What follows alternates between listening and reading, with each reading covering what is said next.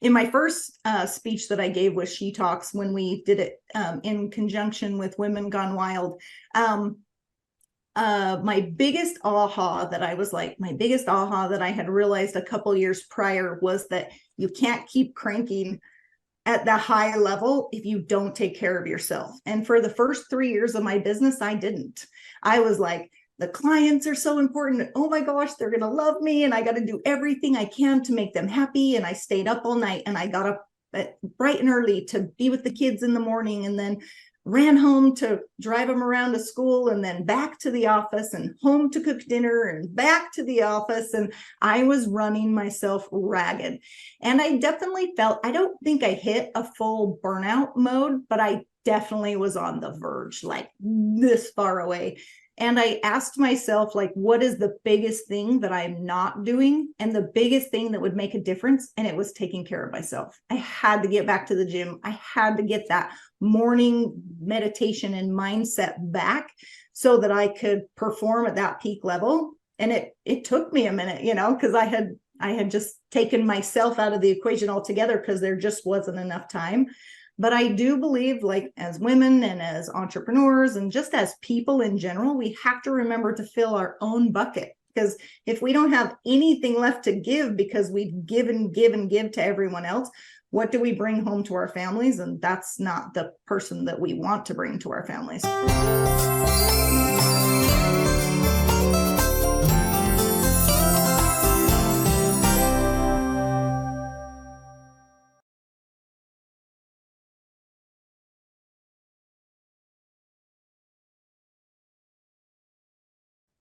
Hello, and very welcome to the talk of the day. And I'm very excited and proud to have a wonderful lady with me today. She is an entrepreneur. She had speaks on the stage of TEDx already.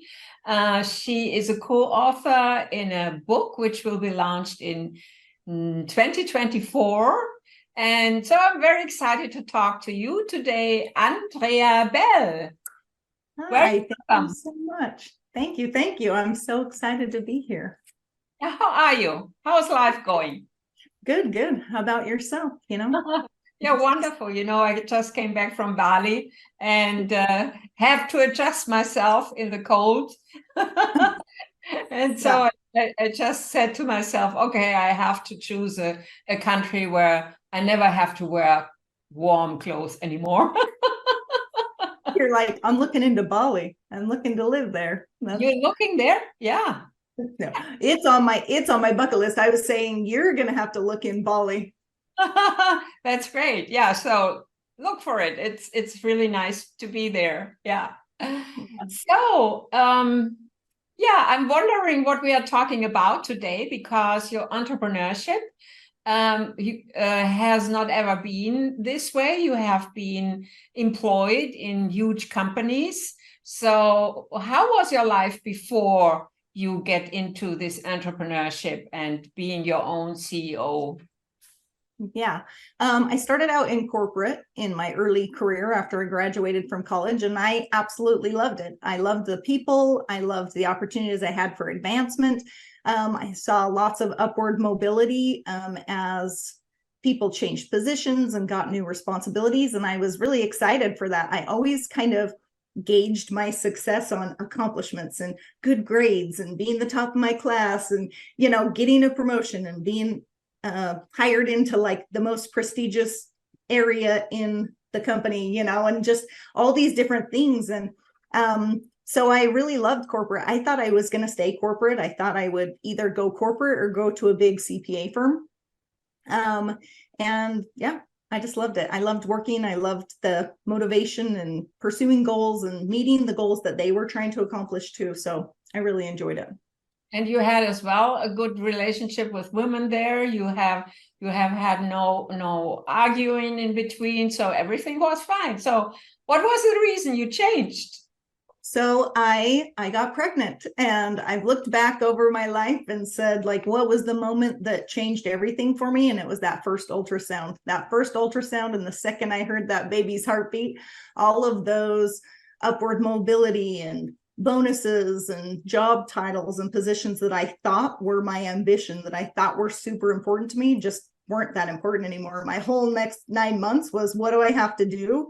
Or what does my husband have to do for us to be able to afford for me to not go back to work? Because we had just purchased a nicer car, you know, not a brand new car, but a nicer car and a brand new house we built. So we were living on 2 incomes. And so that became my new goal. So yeah.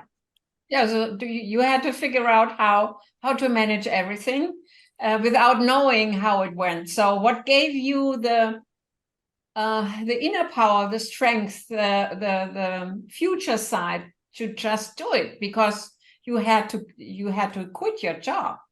Mm-hmm. Yeah, I think just that inner knowing that it was more important. I think, like with the book that we're writing together, that intuition, that women's intuition or inner intuition, you know, that just said, like, there's something more important than the money, than the finances. And where there's a will, there's a way. And my parents have always just really encouraged me that, like, I can do and have anything I'm willing to set my mind to.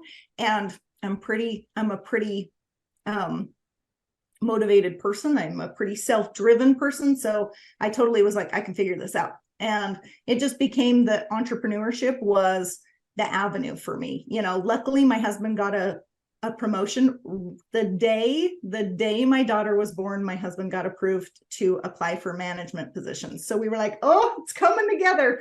Because up until the day I had her, we didn't have a plan. I was going back to work in 6 weeks after my medical leave, and he got approved for that. And then a couple weeks after she was born, we had to travel and interview across the country at several different states with a brand new baby, because they required the wife to be there too, but we were willing to do that as well, because if he got that promotion, when she was 5 weeks old, and we moved across like states, several different states with the first grandbaby and a brand new baby, but it was worth it. And then I was able to, like I said, pursue the entrepreneurship because my husband was covering the basics, and then I just needed to help out a little bit. And I was lucky enough to be able to grow that slowly, but I was able to help out with that.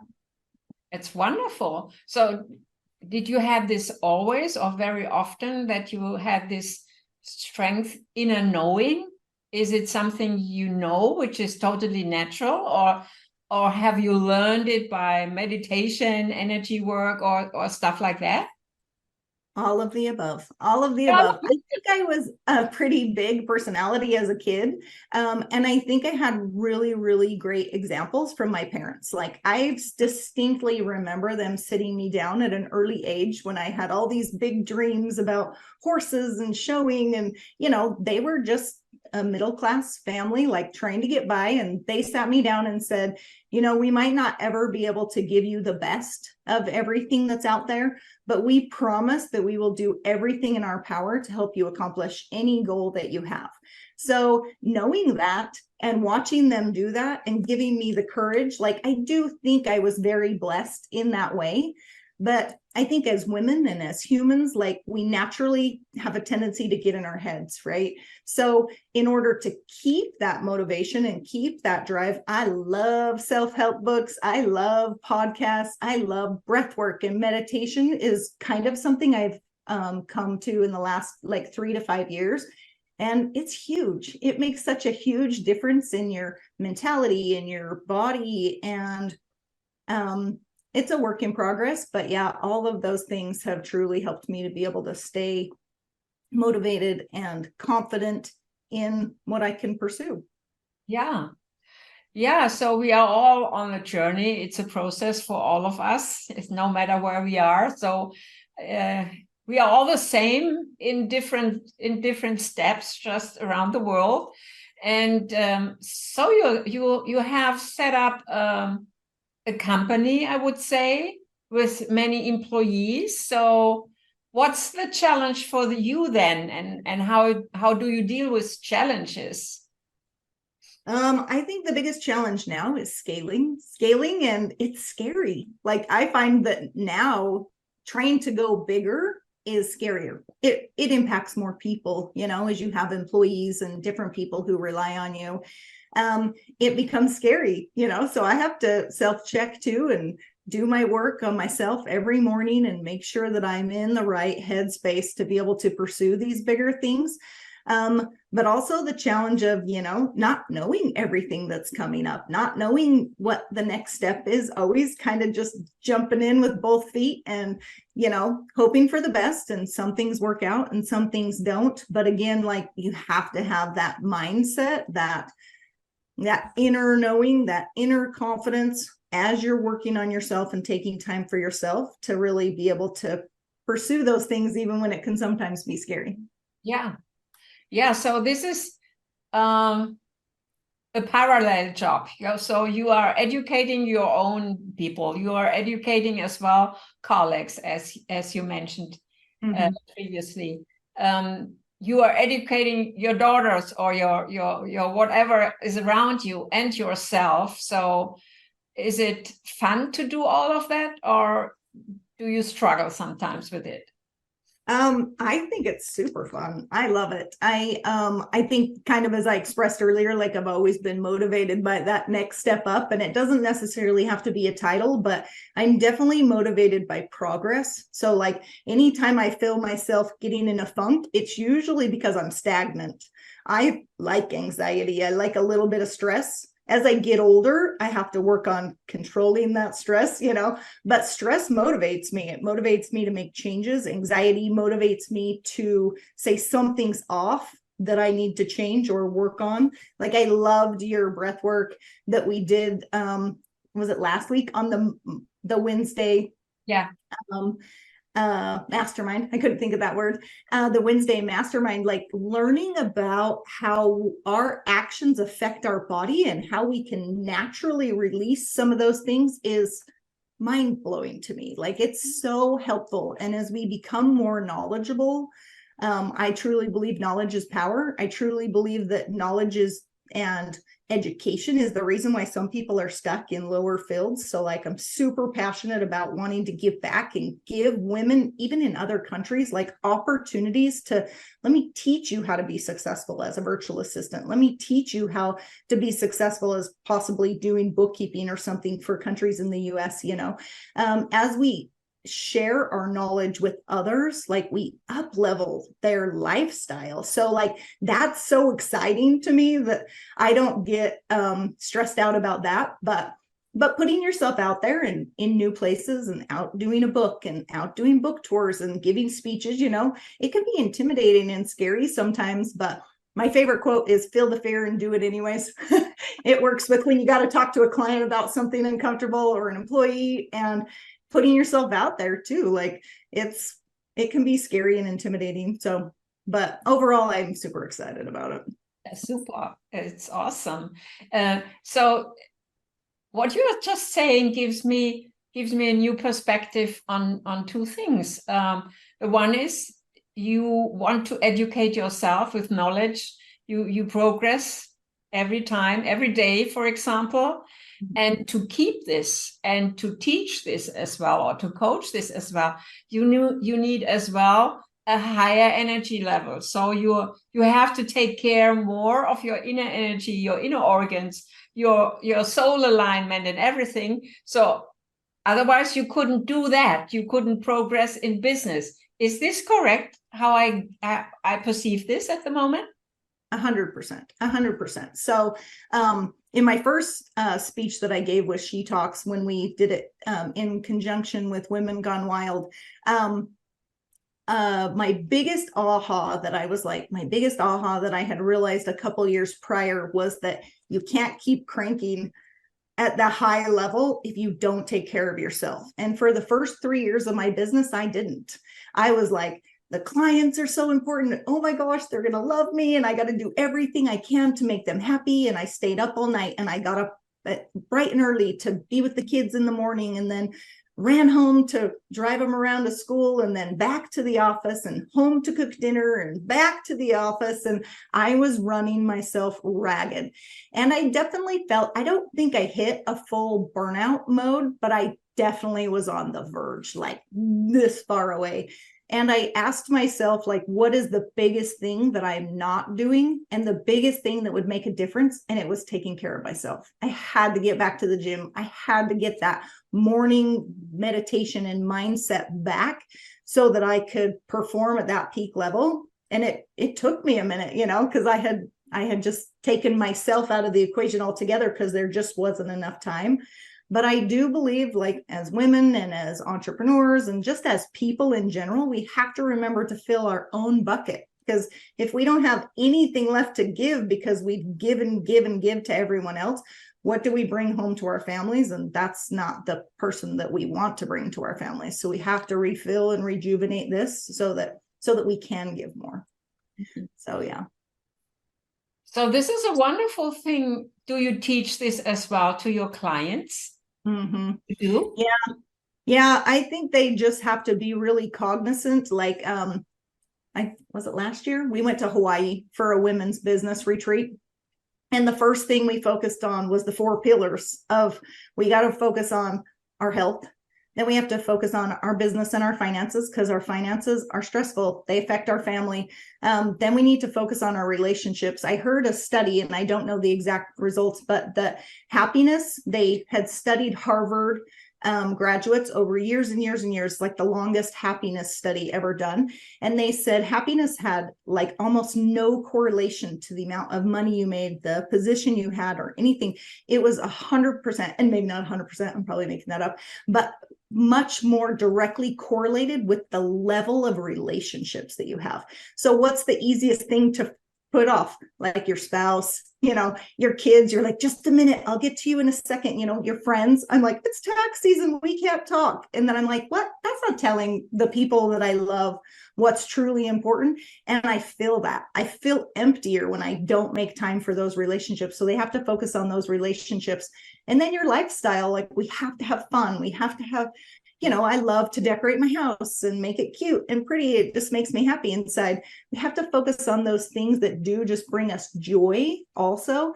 And if we don't, there's no way our business or our career can excel. And so you have to have those 4 main pillars. So we focused on our 4 pillars first. And then once we got those in alignment, like, oh, we need to level up this, or we need to make some changes here. We've been really neglecting our relationships. Then we focused on what are the main things about our business that we can change and grow, because without those, our business will never succeed long term. Maybe short term, you could make it work. But yeah. So when you say health, relationship, and lifestyle, so for me, this is everything has to do with energetic. So energetically vibrance and good health is an energy thing, information. Yeah, good health is as well good food with good information in it and stuff like that. So all comes together, and this really makes us successful. Are you teaching some things in the direction of health or relationship or lifestyle as well, or do you then focus on the primarily content which you have to offer? I don't necessarily teach individually, but I love to bring others in. So like, I'm getting ready to launch my podcast as well within the next month or 2. So I'm super excited to bring in experts, because that's not my expertise. Like, I've read a million books on these things. Like, I can share my knowledge, and I've learned a lot using coaches and mentors and different things that have helped me level up quicker, maybe a trainer or a dietitian or things like that, but I'm not the expert in that. So I'm super excited to bring on experts to be able to help us and teach us to grow spiritually and be in alignment with ourselves, and bring people on to focus on those pillars. And then my business more, like, that's a lot more like our retreats and stuff that we focus on things like that. And then, but our business in general does focus on the business, because we want to grow and scale and make more money. So it gives us more freedom, gives us more time, gives us that opportunity to then make enough money to then we can reach out and truly make an impact. And that's what I'm super excited, is that I've been able to scale my business to a point where I can kind of step away.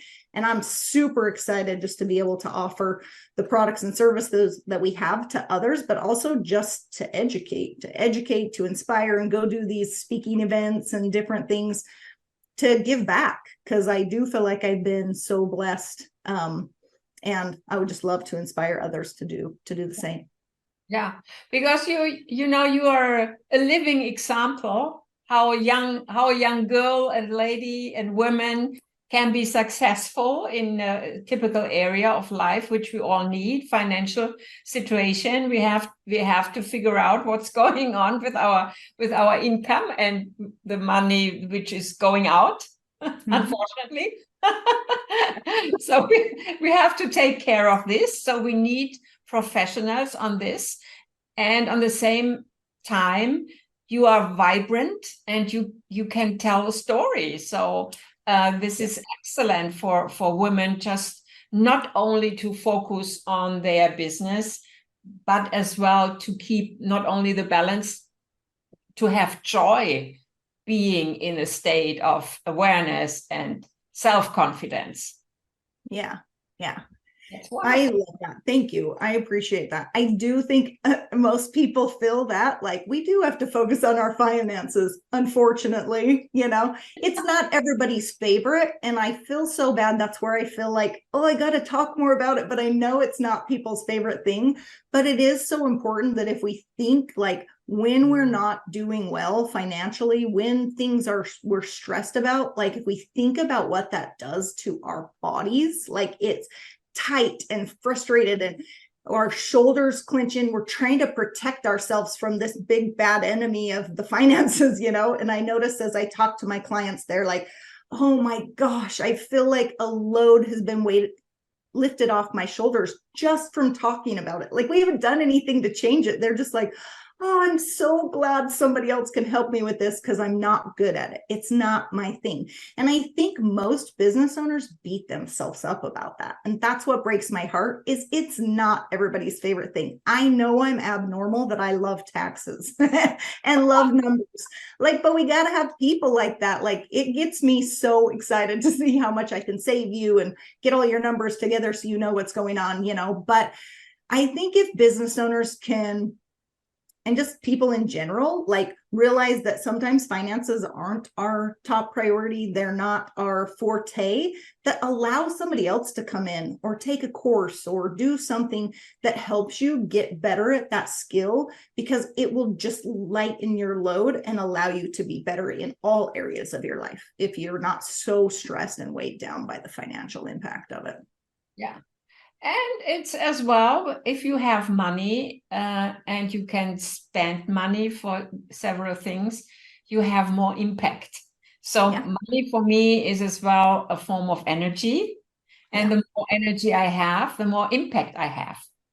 100%. And 100%. And so therefore it's, I think it's very important, especially for women, or especially for people in general who still have the mindset that spirituality, or whatever you want to name it, has nothing to do with money, and so money is bad.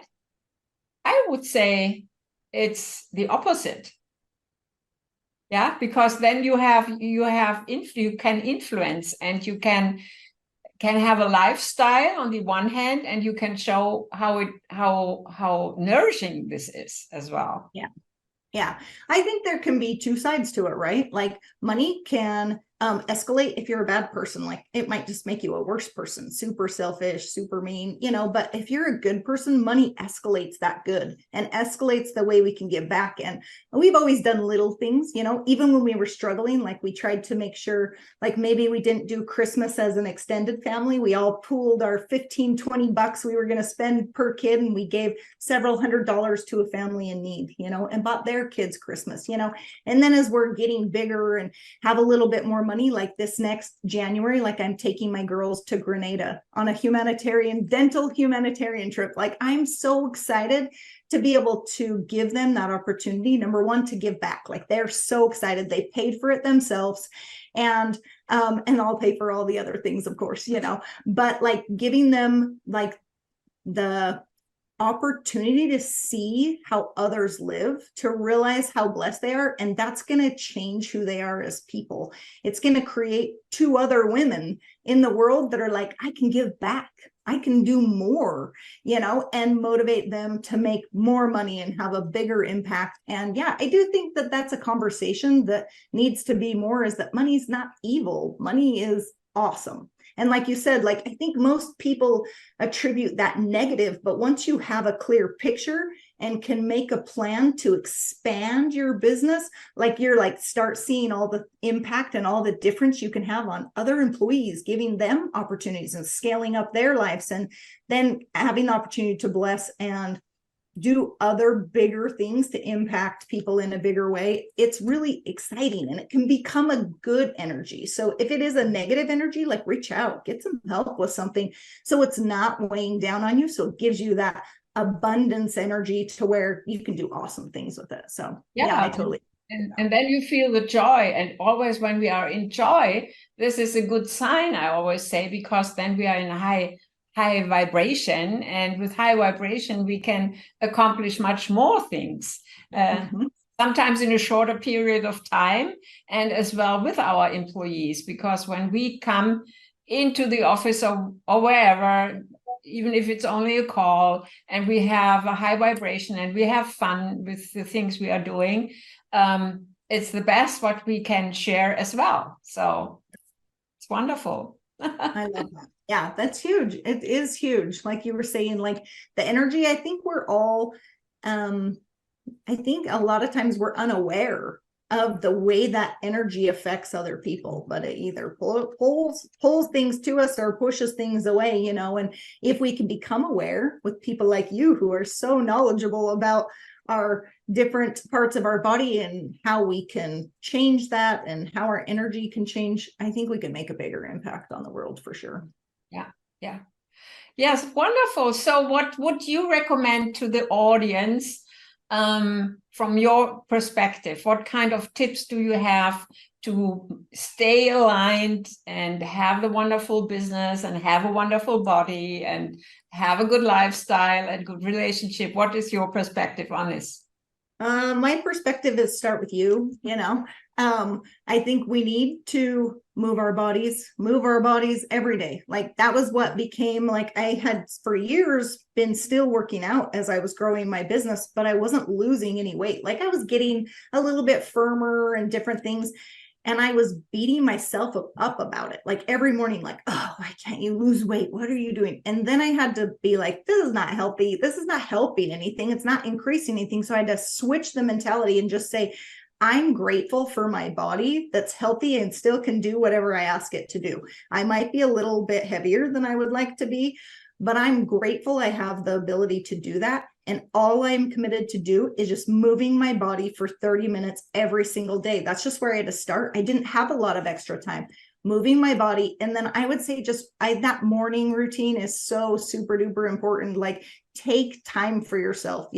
Every morning I do either like a gratitude journal, or I focus on the 7 top things that Tony says to ask yourself. What's making me happy, excited, committed, all those things, or doing like a morning meditation that walks you through those things that allows your energy to increase. I think if you focus on you, number one, it feels so selfish, but it's not. It's allowing you to make a bigger impact. I think that's the top thing I would say. And then I would say across any area that you feel like is struggling, that which gets tracked is what gets improved. So like start tracking. I mean, at the very least, if you don't have the money to hire somebody else to help you with your weight or your fitness or your energy level or your spirituality, if you don't have the energy or the income to be able to do that, like track it. How do I feel today? What could I do to improve it? And then start small, like tiny small. Like what is the tiniest thing that I can commit to tomorrow. And mine started with putting on my workout shoes.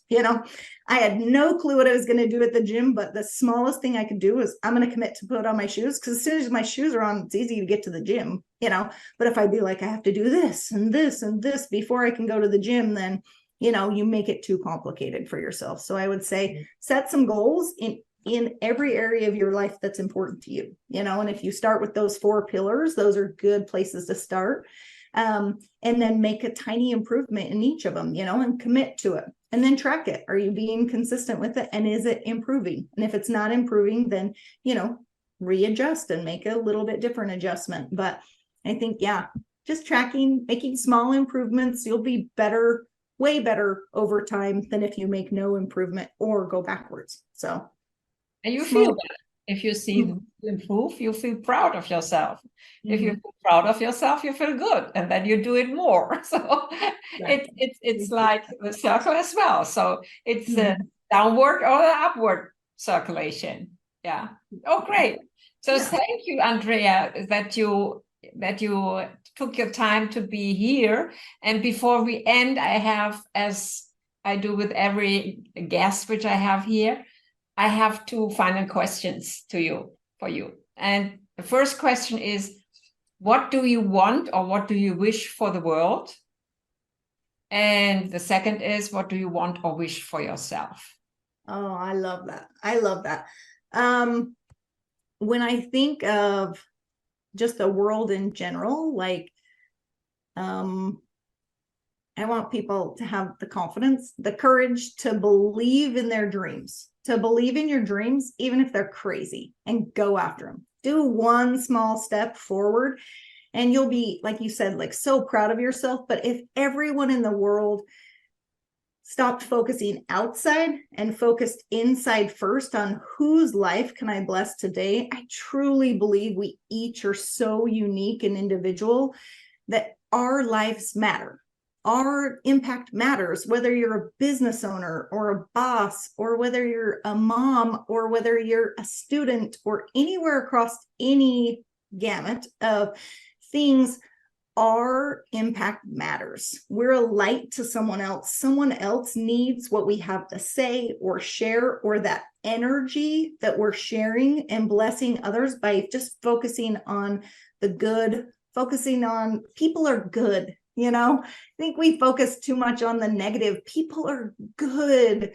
Like, be good and you'll attract good to you. And some people aren't. But in general, people are good. So having the confidence to be like, life is good. The world is good.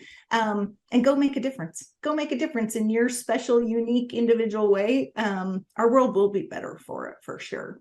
And then what I wish for myself, oh gosh, I just want to make a bigger impact. I wish for myself to have a bigger audience, a bigger audience to make a bigger impact and bless and inspire those who need it, those who I resonate with, like happy to like just encourage and motivate and bless other people. That's super fulfilling to me. So yeah, that's what I would hope for. That's wonderful, Andrea. That's wonderful. So I thank you so much that you had the time to be with us today. And I wish you everything what you wish for yourself, and be blessed, be blessed. And we will see us in June next year, I presume, in Sedona. I'm excited. That's going to be incredible, soul searching, good stuff. I've heard good things. Sedona's been on my bucket list forever, so I'm super excited. And then I would love to have you on mine as well. So hopefully we can chat. We can chat again, and I can get to know more about what you do too. So yeah, very welcome. So thank you. Thank you. Thank you. Appreciate it. Thank you for watching. Click on one of the videos below to continue your journey, and tell others about this channel. And please subscribe.